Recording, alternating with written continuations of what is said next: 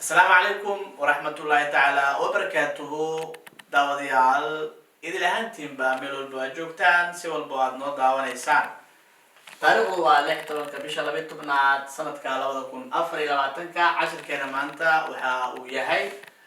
mid ku saabsan magacyada sanadka sidaan filayo badi Soomaalida magacyada sanadka waxay ku yaqaanaan luqadda Talyaaniga asaate waxa laga yaabaa dhawqa in xogaa yar ay markaa waxyar ka bedelaan marka mese dell'anno mese waa bil mese waa bilaha dell'anno sanadka anno waa sanadka bisha koowaad labaad saddexaad ilaa ma aan ka gaarno bisha 12aad sidee loogu dhawaaqayaa gennaio febbraio